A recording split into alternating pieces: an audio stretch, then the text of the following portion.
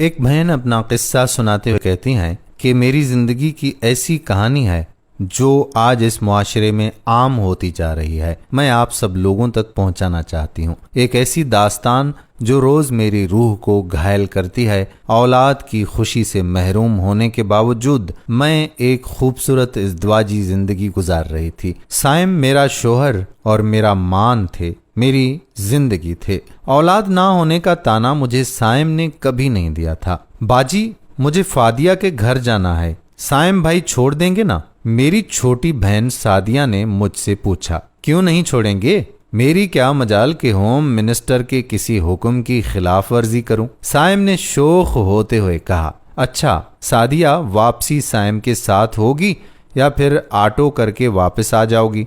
छोटी कहने लगी, बाजी ये जीजाजी किस लिए हैं? सादिया ने भी शोखी के साथ जवाब दिया।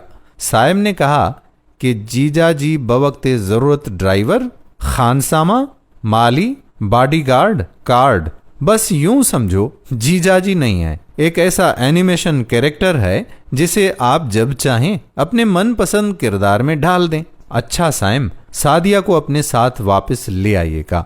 मुझसे अम्मी ने एक दो दफा कहा भी था कि सादिया को साइम के साथ मत भेजा करो, ये मुनासिब नहीं है, मगर मैंने अम्मी को ये कहकर खामोश करा दिया था कि अम्मी, साइम बहुत मजबूत किरदार के मालिक हैं और हमारी सादिया भी माशाअल्लाह समझदार है। साइम सादिया को ऐसे चाहते हैं जैसे कोई भाई अपनी सगी बहन को चाहता हो, बल्कि शायद इतना एतमाद सगे भाई पर भी ना किया जा सके जितना मैं साइम पर करती हूँ। दिन यूं ही गुजरते रहे और साइम और सादिया के शोख जुमलों को सुनकर मैं भी बहुत महफूज होती थी और कभी कभी तो उनके दरमियान रेफरी का किरदार भी अदा करती थी।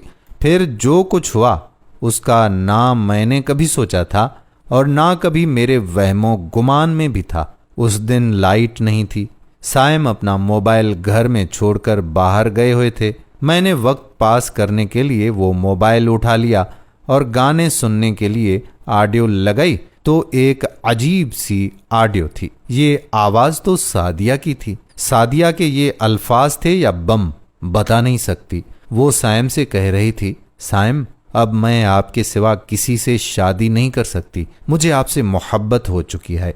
आगे की गुफ्तगू बता रही थी कि बात मेरे तस्वुर से कहीं ज्यादा आगे जा चुकी थी। सादिया प्रेग्नेंट हो चुकी थी। व्हाट्सएप पर देखा तो सारी चैट डिलीट थी। ये ऑडियो शायद मोबाइल की गैलरी में डिलीट करना साइम भूल गए थे। मेरे एतमाद को कैसे ठेस पहुंचाई। साइम जब घर में दाखिल हुआ तो मैंने ये ऑडियो उसके सामने रख दी। साइम ने साफ लफ्जों में मुझसे कहा, अच्छा हुआ तुम्हें पता चल गया, मैं भी कोई मुनासिब मौका देखकर तुम्हें बताने ही वाला था।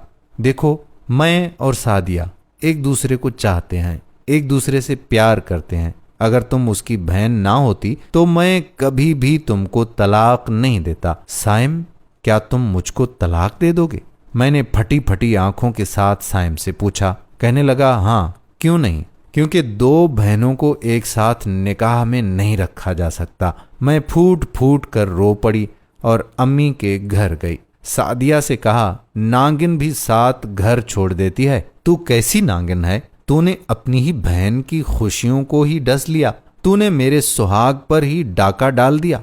कहने लगी, बाजी जो दिल चाहे कहो, ये आंसू कुछ दिन में खुश्क हो जाएंगे। मैं और साइम कोशिश करेंगे आपकी अच्छी जगह शादी हो जाए। बकवास बंद कर, तुम और साइम दोनों ही गंदे हो, नाम मत लेना।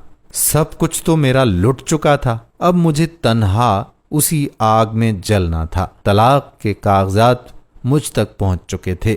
सादिया और साइम ने बाकायदा कोर्ट मैरिज कर ली। अब मैं एक ऐसी आग में जल रही हूं जिसके शोलों को खुद मैंने हवा दी थी। मैं ही तो कहती थी, साइम बहुत बाकिरदार हैं, सादिया बहुत नेक है, गंदगी तो लोगों के दिमागों और आंखों में होती है। नहीं नहीं, ये तो होना ही था। मैं ही तो थी उन शोलों की परवरिश करने वाली। शरीयत की अगर मैंने बात मानी होती और साली बहनोई में कुछ कयूद लगाई होती तो आज मुझे इन शोलों में ना जलना पड़ता। शैतान और नफ्स दोनों को मौका देना ही संगीन गलती हुआ करती है। आपसे सिर्फ इतना कहना चाहती हूं कि मेरी इस कहानी को आप सुन लीजिए ताकि आइंदा और कोई नादिया इन शोलों में ना जले। ये शोले कहीं किसी फुफ्फी और भतीजी को ना जला दें, कहीं खाला और भांजी को। आप इन सब शोलों में जलने से बचा लीजिए। बता दीजिए उन्हें ये शोले जो उन्हें जलाते हैं ना, उनकी परवरिश भी ये खुद करती हैं, रोशन ख्याली की आड़ में और मॉडर्निज्म के खुमार में। इस्लाम में निजात है, इस्लाम में ही सुकून और राहत है। आइए नादिया की इस सच्ची कहानी को दूसरों तक पहुंचाएं। क्या पता कोई और नादिया इन शोलों में जलने से बच जाए। इस वीडियो बनाने का मकसद ये नहीं था कि लोगों का रिश्तों से ही एतबार उठ जाए।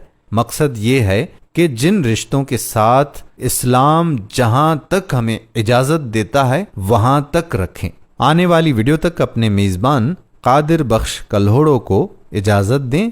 अल्लाह हाफिज।